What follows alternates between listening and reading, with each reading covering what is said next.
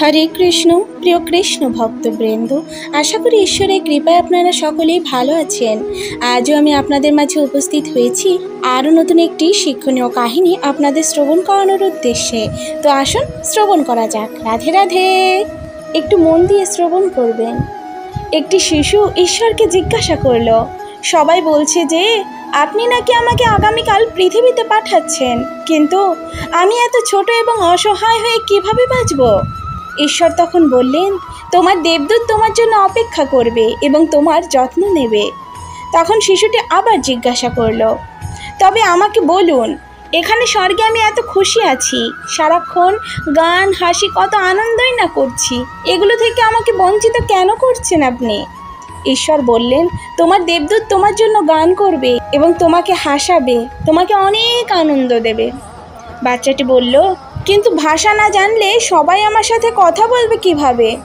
আর আমিই বা তাদের ভাষা কিভাবে বুঝতে সক্ষম হব? ঈশ্বর বললেন, তোমার দেবদূত তোমাকে সবচেয়ে সুন্দর এবং মধুর শব্দগুলি শোনাবে, যা তুমি শুনবে, এবং খুব ধৈর্য এবং যত্ন সহকারে তোমার দেবদূত তোমাকে কিভাবে কথা বলতে হয় তা শিখিয়ে দেবে। বাচ্চাটি আবারও জিজ্ঞাসা করলো ঈশ্বরকে, আমি যখন আপনার সাথে কথা বলতে চাইব তখন কি করব? ঈশ্বর বললেন, তোমার দেবদূত তোমার হাত একসাথে রাখবেন এবং তোমাকে কিভাবে প্রার্থনা করতে হয় তা শিখিয়ে দেবেন। বাচ্চাটি আবারও জিজ্ঞেস করলো, কে আমাকে রক্ষা করবে ভগবান? ঈশ্বর বললেন, তোমার দেবদূত তোমাকে রক্ষা করবে, দরকার পড়লে সে তার নিজের জীবন দিয়ে তোমাকে রক্ষা করবে। বাচ্চাটি আবারও জিজ্ঞাসা করলো, প্রভু, আমি এত ছোট, ঠিকমতো খেতেও পাবো না। ঈশ্বর বললেন, আমি যাকে জন্ম দিই তার খাবারের ব্যবস্থা করেই রাখি, কিন্তু মনে রাখবে, আমি খাবারের ব্যবস্থা করি কিন্তু নিজের শরীরের রক্ত খাওয়াই না। কিন্তু তোমার দেবদূত নিজের শরীরের রক্ত পর্যন্ত তোমাকে খাওয়াতে প্রস্তুত। ভবিষ্যতেও দরকার পড়লে সে নিজে না খেয়ে তোমাকে খাওয়াবে। তখন বাচ্চাটি বলল, কিন্তু তাও আমি সর্বদা দুঃখিত থাকব, কারণ আপনাকে আর দেখতে পাবো না যে। ঈশ্বর বললেন, তোমার দেবদূত সর্বদা তোমার সাথে আমার সম্পর্কের কথা বলবেন এবং আমার কাছে ফিরে আসার উপায় তোমাকে শিখিয়ে দেবেন, যদিও আমি সর্বদাই তোমার পাশে থাকব। হঠাৎ সেই মুহূর্তে স্বর্গে অনেক শান্তি ছিল, কিন্তু পৃথিবী থেকে ডাক শোনা গেল এবং শিশুটি তাড়াতাড়ি জিজ্ঞাসা করলো, ঈশ্বর, আমাকে তো এখনই চলে যেতে হবে, আপনি তো এখনই আমাকে পাঠিয়ে দেবেন। আমি যদি এখনই চলে যাই, তাই তাড়াতাড়ি দয়া করে আমার দেবদূতের নাম তো বলুন। ঈশ্বর বললেন, একজন নয়, দুজন। তুমি তাদের শুধু মা আর বাবা বলে ডাকবে। রাধে রাধে।